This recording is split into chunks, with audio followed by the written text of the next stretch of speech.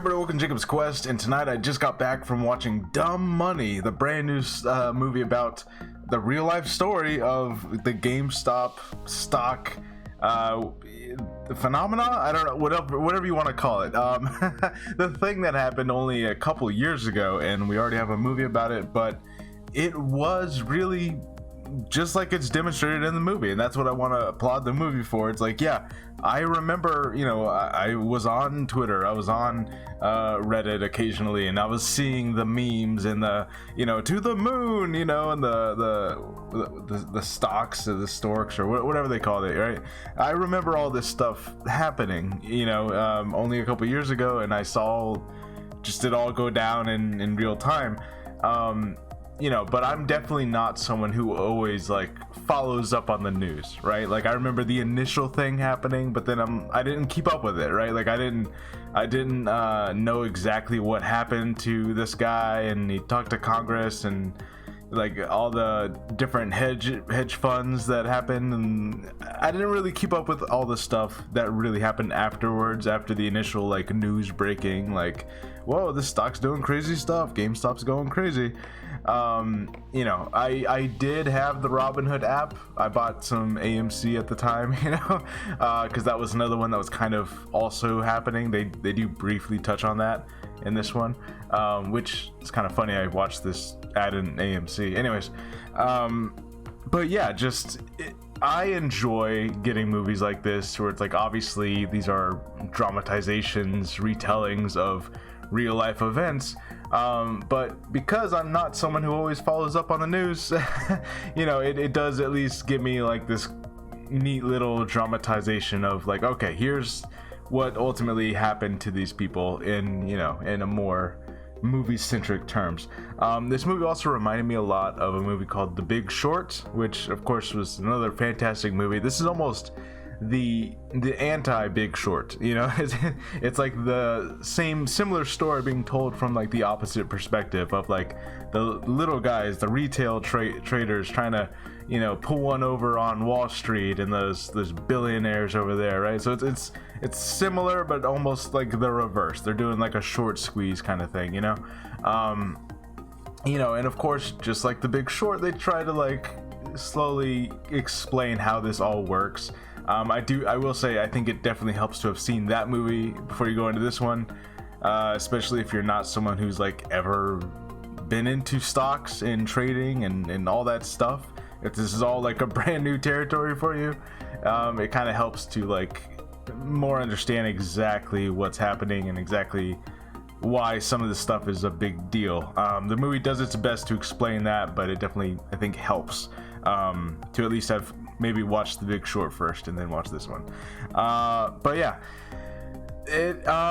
everyone did great in this movie. It was funny, it was charming. I care about all these people. I don't know if all of these characters were real people or more of like an amalgamation of real people. Obviously some of them were, but yeah, just you follow the story of like 6 different average people. They don't even know each other. They just follow this one guy on Reddit and on YouTube, and we kind of just follow different people, how they react to it, how they like, you got one guy who actually works at a GameStop, you got one lady who's a nurse, you got one lady who's like, oh, we got a lot of student debt because we're college students, like, so you just these different situations where like everyone's financially hurting because, by the way, it's the middle of the pandemic. And that's another thing about this movie that I don't know why. I guess I should have been expecting it, but the pandemic plays a really big role, and it's like the background tension of all the economic troubles happening during this time, which again, it was only a couple years ago, but yeah, just like everyone in this movie is constantly like, hey, put the mask back on, put the mask up, and they show the nurse getting the first vaccine injection, and just like it's like the pandemic feels like a specter over this movie. Like, this movie's not about the pandemic, but it's based on real life, and it took place literally in the middle of the pandemic. And so just everyone constantly having to put back on the masks, having to check each other, be like, oh, it feels weird to talk to someone and see your whole face, you know, like they have that kind of moment of like, oh, I haven't seen someone's whole face in like months because we've all been wearing masks, you know. And just like that overall anxiety of everything that was going on, you know. And if it makes you uncomfortable to watch this movie because it's so fresh, like, you know, like, oh yeah, we just, not that it's over, you know, it's not over, but like it more in the sense of like, hey, you know, most people are not wearing masks, at least not here, you know, anymore.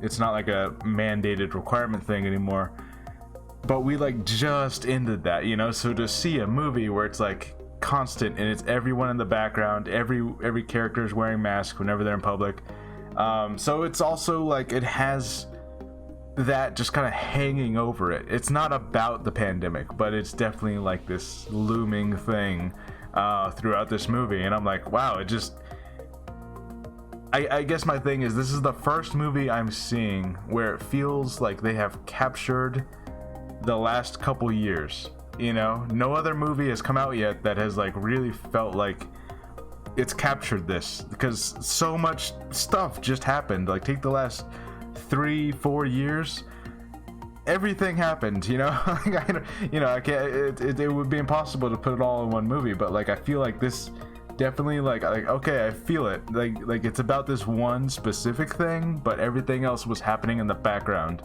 and they do a good job of making you feel it. Yeah. So my other thing is that they're also, you know, unfortunately, I do think this movie does end with, because it's based on a true story, it ends with a little bit of like, you don't quite get all the catharsis you need, because not all the billionaires, you know, they don't all get what's coming to them in the end, you know what I mean? Like it's not entirely like a, you know, the bad guys lost kind of ending, because, you know, very much in real life, the, you know, I don't remember their names, but whatever billionaire was in charge of this one hedge fund was also kind of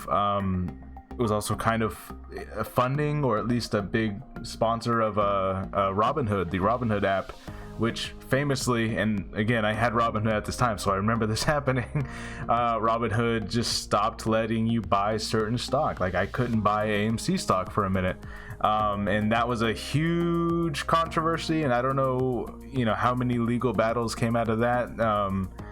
But of course, it's all like that shady stuff going on. It's like, oh, gee, so a bunch of billionaires are losing money, and conveniently now the Robinhood app is stopped letting people buy this stock. Interesting, very interesting, you know. And they definitely deal with that in this movie. So like, this is not a movie that's nice to Robinhood.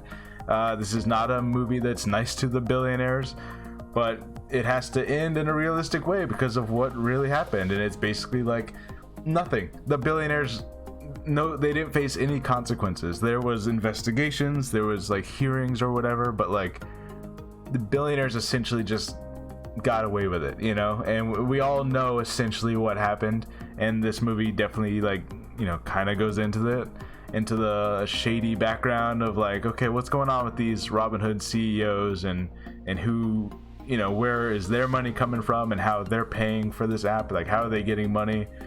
And it's like this whole thing, right? So, man, like I said, it just, obviously it being such a recent real life event, I feel like they just did a really good job of like, you know, breaking it all down into like how it all really happened, and just captured the moment so well. Because, you know, that moment just happened, and I'm like, oh man, there you go. This I feel it.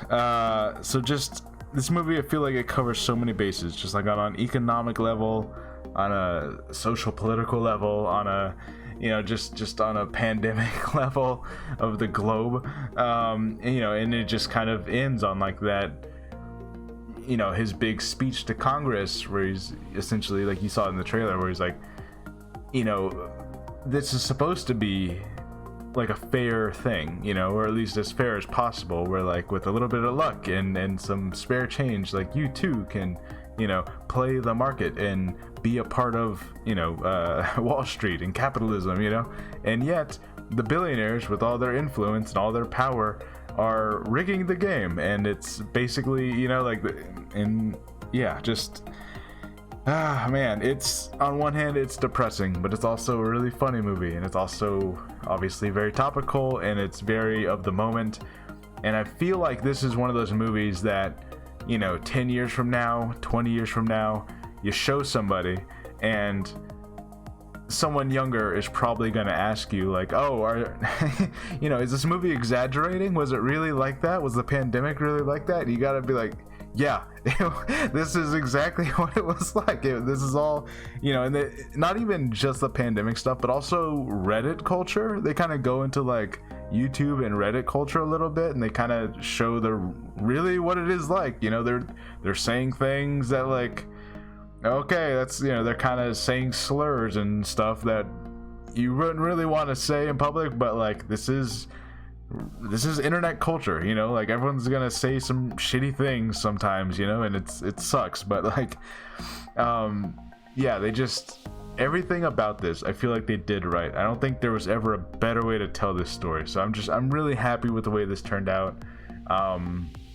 You know, like I said, like if The Big Short was just the housing crisis and it captured that moment in time of like 2008, 2007, which, by the way, this movie brings up all, you know, obviously all the real world events. You know, he talks about how, like, oh, I was just getting out of college and the housing crisis happened, you know? So this almost feels like a sequel to that, a very unfortunate real life sequel to that real life event. You know, I'm sure there's going to be a third movie because more bad stuff will happen. Oh boy. Anyways, so on one hand, you can get kind of depressed watching this, but also I am impressed by how well they captured everything, and I had a good time. Like, all the actors, they got to play the billionaires. They're all doofuses, you know, and then you hate them so much, but then of course it's real life, and that's what happens to billionaires. They most of the time they get away with it, you know, they get to just do what they want because they're billionaires. Yeah, anyways, let me know what you guys think about Dumb Money, and yeah, I'm really happy with this one. I feel like they just, on all fronts, they did a really great job of capturing real life, you know, like it, I would say, you know, I said it's a dramatization and exaggeration, and I'm sure obviously, like, the way the billionaires behave, you know, they're kind of goofy, you know, I'm sure those parts are more exaggerated, but like, as far as everything that was happening in the world and the way the internet culture works and the way that, like, the system works and how unfair it is, like, it's not much of an exaggeration. It's pretty real. So anyways, yeah, go ahead and check this one out, or if you already have, let me know what you guys think, and I'll see you guys next time. Bye.